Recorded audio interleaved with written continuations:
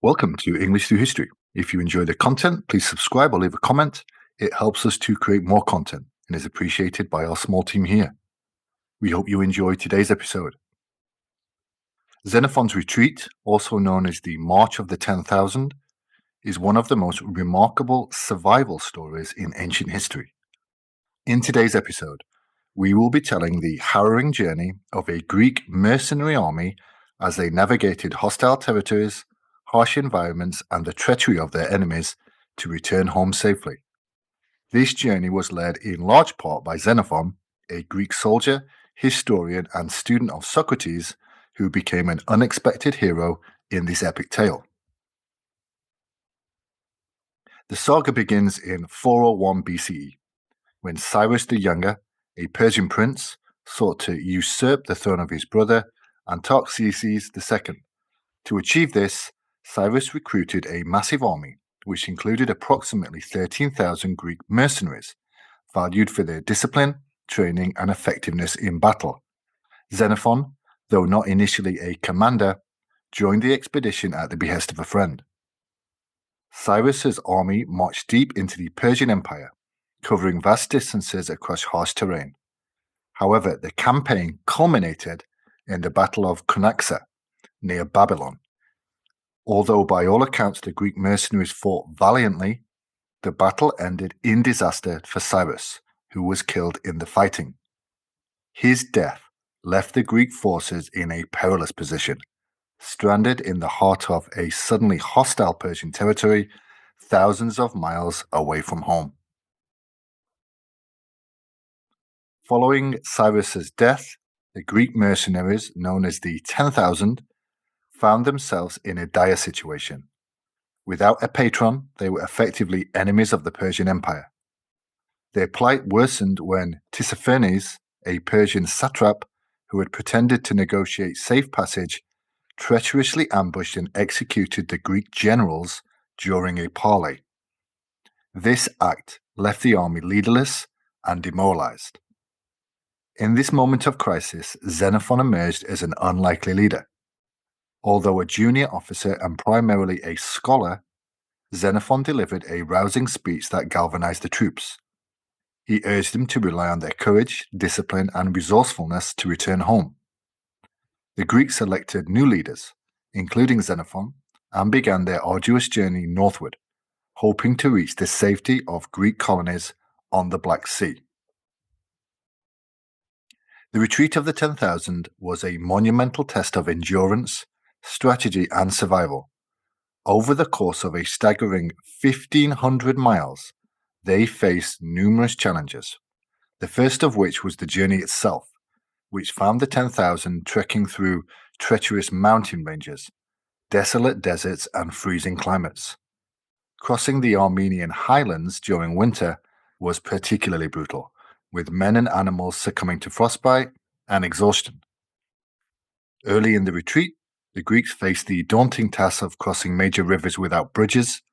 They often had to make makeshift rafts or swim across while under enemy fire.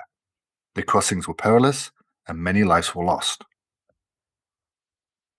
The retreating Greeks were constantly harried by hostile forces. Persian troops, as well as local tribes such as the Carduchians, which are the modern Kurds, ambushed them in narrow passages and rugged terrain. These fierce tribesmen used guerrilla tactics to attack the Greeks from elevated positions, rolling boulders and firing arrows. The Greeks fought back tenaciously, using their phalanx formation to defend narrow passes and launching counterattacks to clear the way. The army often ran out of provisions, forcing them to forage in unfamiliar and hostile territories. They resorted to seizing supplies from local villages, which sometimes led to further conflicts. At one point, they had to resort to eating their pack animals to survive. The unity of the Greek army was tested by disputes amongst its leaders and soldiers. Xenophon's leadership and rhetorical skills were crucial in maintaining order and morale during these trying times.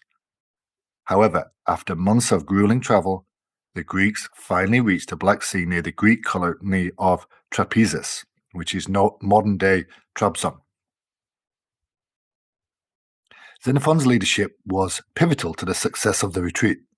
As a historian, he later chronicled these events in his work Anabasis, which means the march up country.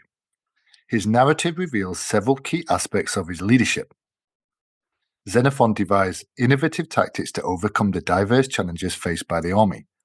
For example, he suggested nighttime marches to avoid enemy ambushes and reorganized the army's formation to better fend off attacks. Xenophon also negotiated with local leaders to secure safe passage and provisions when possible, demonstrating a pragmatic approach to survival. His speeches and unwavering confidence inspired the soldiers to persevere despite overwhelming odds. Although primarily a scholar and a philosopher, Xenophon adapted the role of a military commander, learning and applying the principles of leadership and warfare on the fly. The Greeks eventually reached safety, but their trials did not end immediately. They struggled with local conflicts and leadership disputes as they made their way back to Greece. Nevertheless, their successful retreat became a testament to the resilience and discipline of the Greek phalanx and the spirit of the 10,000. Xenophon's Anabasis immortalized the journey, providing a detailed account of their trials and triumphs. His work has inspired countless readers and leaders throughout history, including military strategists such as Alexander the Great and even modern commanders. The retreat of the 10,000 is significant for several reasons. These highlighted the discipline and the tactical prowess of the Greek mercenaries, especially the effectiveness of the Greek phalanx, even in the face of overwhelming odds. Xenophon's account provides valuable insights into the geography, politics, and culture of the Persian Empire and its surrounding regions. Xenophon, as a student of Socrates, infused his narrative with philosophical reflections on leadership, morality, and the human condition. Xenophon's retreat is not just a tale of survival, but also a powerful narrative of human perseverance and ingenuity. It is important to note that our source for this march came mainly from Xenophon himself, so the bias for the Greeks and himself is evident, although there are a few ancient sources that collaborate some details of the march, such as the Greek biographer Plutarch. Also, the tactics and historical accuracy of the Persian and Greek warfare are believed to be accurate, as is the terrain mentioned by Xenophon. Ultimately, the story underscores the importance of effective leadership, collective effort, and adaptability in the face of unsurmountable odds. The story of the 10,000 remains a timeless epic, celebrated through its dramatic events and enduring legacy.